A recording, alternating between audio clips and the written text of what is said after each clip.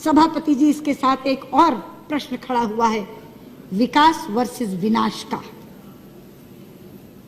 उत्तराखंड में विकास के नाम पर जो होड़ लगी, प्रकृति से छेड़छाड़ करने की, पर्यावरण को प्रदूषित करने की, नदियों पर बांध बनाने की, ये उसका नतीजा है। हम किसके लिए विकास कर रहे हैं? हम अरबों खरबों रुपया खर्च करके विकास करते जाते हैं। प्रकृति एक दिन क्रोधित होती है और ऐसी विनाश लीला करती है कि सब कुछ तबाह कर जाती है। कब आंखें खुलेंगी हमारी? क्या इस त्रासदी के बाद भी नहीं? क्या इस आपदा के बाद भी नहीं? वहां एक धारी देवी का मंदिर है, उत्तराखंड की रक्षक कहा जाता है उनको। उत्तराखंड की रक्षक देवी धारी देवी, उन धारी देवी के ऊपर भी एक विद्युत परियोजना चल रही है, जिसमें धारी देवी को जलमग्न करने की योजना थी। हमारी पार्टी की नेत्री उमा भारती एड़ी चोटी का जोर लगा रही थी उस धारी देवी को बचाने के लिए। एक एक के घर जाती थी। आडवाणी जी के नेतृत्व में प्रतिनिधिमंडल लेकर के, मुझे साथ लेकर के प्रधानमंत्री जी के पास गई थी। पर्यावरण मंत्री से सैकड़ों बार मिली थी। हमें प्रधानमंत्री जी ने आश्वस्त किया, हमें पर्यावरण मंत्री ने आश्वस्त किया, किसी भी कीमत पे धारी देवी वहां से हटाई नहीं जाएंगी। धारी देवी की मूर्ति अलग है, मगर धारी देवी वो शिला है जिस शिला को बचाने के लिए हम कह रहे थे। लेकिन सभापति जी, आप जानते हैं ये मात्र संयोग नहीं है। मैं सदन के लोगों को बताना चाहती हूँ, उधर 16 जून को धारी देवी जलमग्न हुई। उसी दिन धारी देवी जलमग्न हुई और इधर केदारनाथ में जल प्रलय आया, जो ऐसा जल प्रलय आया जो हजारों जिंदगियों को लील गया, जो एक विनाश की लीला करता हुआ चला गया। हमारे शास्त्रों में एक श्लोक है, अपूज्याम यत्र पूज्यन्ते पूज्यानां तु व्यतिक्रमा त्रीणि तत्र भविष्यन्ति दुर्भिक्षम मरणम भयम। जहां अपूज्य लोगों की पूजा होती है मगर पूज्यों का तिरस्कार होता है, वहां 3 चीजें घटती हैं, अकाल, मौत और भय।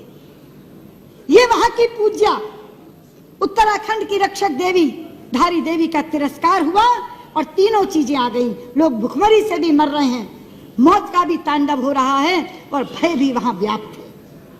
इसलिए मैं कहना चाहती हूं, ये जो विकास वर्सेस विनाश का प्रश्न है, ये आज मुंह बाए खड़ा है। वहां गंगा जी के ऊपर कितने बांध बन रहे हैं आप जानते हैं। योजना आयोग की चतुर्वेदी समिति ने गंगा, भागीरथी और अलकनंदा पर 70 बांधों की स्वीकृति दी है। 70 बांधों की। आज रेवती रमन जी यहां बैठे नहीं हैं, 2-2 बार चर्चा कराई है इस सदन में उन्होंने। हम सब सांसदों को साथ लेकर प्रधानमंत्री जी के पास जाते हैं। सभापति जी, गंगा हमारे लिए साधारण नदी नहीं है, गंगा हमारे लिए मां है। पता नहीं आप उस दिन थे सेंट्रल हॉल में कि नहीं, मुझे आश्चर्य निश्चित हर्ष हुआ था, इतना हर्षित हुआ था मन। जापान के प्रधानमंत्री ने केंद्रीय कक्ष में संसद के दोनों सदनों के सांसदों को संबोधित करते हुए जब गंगा जी का नाम लिया था तो गंगा मैया कहा था। वो लोग हमारी भावना की कद्र करते हैं, वो हमारी आस्था की कद्र करते हैं। वो गंगा जी को गंगा मैया कहकर संबोधित करते हैं और हमारे लोग गंगा मैया को सुरंग में डालने की योजना बना रहे हैं।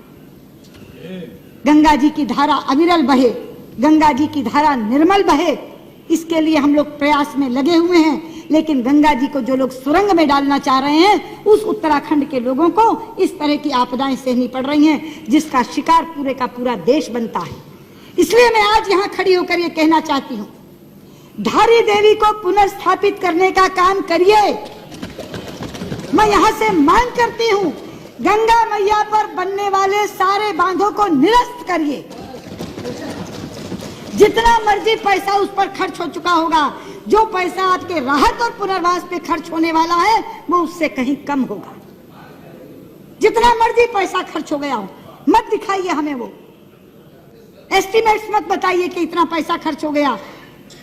अमूल्य जिंदगियां जा रही हैं, खत्म हो रही हैं। पूरे का पूरा उत्तराखंड आज विप्लव की कगार पर खड़ा है। इसलिए मैं आपसे कहना चाहती हूं, गृह मंत्री जी, गंगा मैया पर बनने वाले सारे बांध निरस्त कर दीजिए, धारी देवी को पुनर्स्थापित करिए।